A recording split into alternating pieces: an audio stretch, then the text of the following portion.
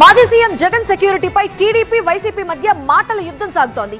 జగన్ భద్రత కోసం 1100 మంది పోలీసులను నియమించామని, ఆయనకి Z+ భద్రత కల్పిస్తున్నామని హోంమంత్రి అనిత అన్నారు. అయితే జగన్ వెళ్లలేని పరిస్థితి ఉంటే హెలికాప్టర్లో పైలట్ ఎలా ప్రయాణించారని ప్రశ్నించారు. అనిత కామెంట్స్ కి కౌంటర్ ఇచ్చారు మాజీ మంత్రి అంబటి రాంబాబు.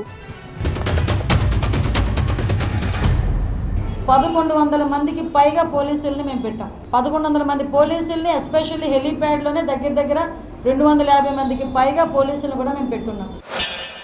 ఏమి ఇచ్చారండి మీరు కస్టడీ? నాకు ఏమి ఇచ్చారండి మీరు ప్రొటెక్షన్? అక్కడ నాకు అర్థం కాలేదు. ఒకసారి చూడండి విజువల్స్. హెలికాప్టర్ జనం మధ్యలో ఉంది. ఒక కారు ఉన్నట్టుగా హెలికాప్టర్ మధ్యలో ఉంది, జనం మధ్యలో. వేలాది మంది జనం చుట్టూ ఏమి ఇచ్చారు మీరు సెక్యూరిటీ? నేను అడుగుతాను. ఆయన ప్రతిపక్ష నాయకుడు కాదు, ఒక పులివెందలకి ఎమ్మెల్యే. 1+1 ఇవ్వాలి, కానీ కేవలం ex-CM అన్న ఒకే ఒక కారణంతో Z+ సెక్యూరిటీ ఇస్తున్నాం. Z+ సెక్యూరిటీ ఇచ్చాం. ఎవరు ఇచ్చారు Z+ సెక్యూరిటీ? మీరు ఇచ్చారా?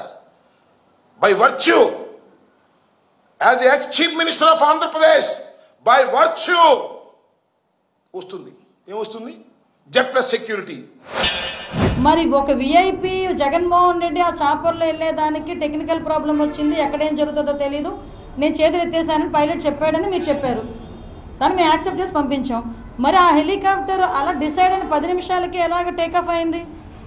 మరి ఆ ప్రాణభయం ఆ పైలట్కి ఉండదా? ఏదో ఎయిర్ క్రాక్ ఇచ్చింది, దానికే హెలికాప్టర్ వదిలి వెళ్ళిపోవాలా? ఈమె పెద్ద టెక్నీషియన్ చెప్తా ఉంది.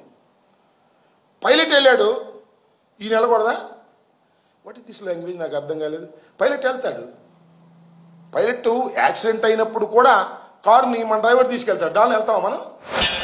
కావాలి, ఇంటెన్షనల్గా వాళ్ళు అక్కడికి రావాలి. ఆ హెలిప్యాడ్ దాని మీద ఏదో గీత పెట్టాలి, దాని మీద బయటికి వెళ్ళాలి, అప్పుడు రోడ్డు మార్గాలు పోవాలి. ఇది వాళ్ళ తాలూకా ప్లాన్ ఆఫ్ యాక్షన్. ముందే జగన్మోహన్ రెడ్డి గారంట 1 వేకే మాట్లాడుకున్నారంట. ఇవి తెలిసింది, మరి నాకు అర్థం కాల.